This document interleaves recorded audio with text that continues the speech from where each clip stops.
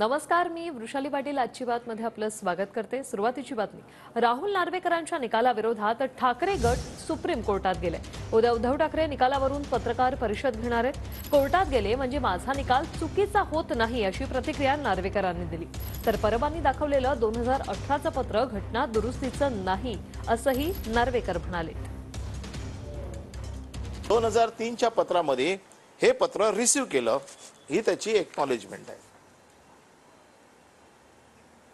आता हे एकदा त्यांच्याकडे दिलं।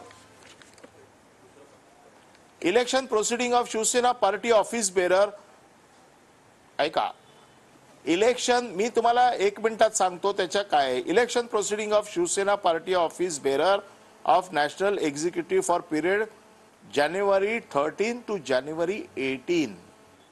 आता ह्याच्यात काय लिहिलेलं आहे हे सगळं तुम्हाला मी वाचून दाखवू शकतो, पण माझं म्हणणं असं आहे की त्यांचं म्हणणं असं आहे की घटनाच आमच्याकडे नाहीये।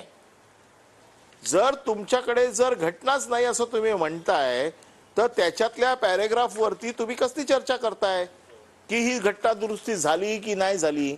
आता साधा प्रश्न असा आहे आणि त्याच्यामध्ये election proceeding of Shiv Sena party office bearer national executive council हे 4 एप्रिल 2018 ला सबमिट केलेलं पत्र आहे। अनिल परब 4 एप्रिल 2018चं पत्र दाखवतात सगळ्यांना आणि सांगतात आम्ही इलेक्शन कमिशन कडे हे सबमिट केलं घटना आणि ही आमची अक्नॉलेजमेंट आहे।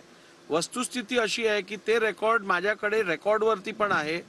ते पत्र माझ्याकडे सुनावणीच्या वेळेला रेकॉर्डवरती दिलं गेलं होतं आणि त्या पत्रात संविधानाबद्दल एक शब्दही उल्लेख केलेला नाहीये। शिवसेनेच्या संघटनात्मक निवडणुका होऊन त्याचे निकाल हे इलेक्शन कमिशनला कळवले गेले होते।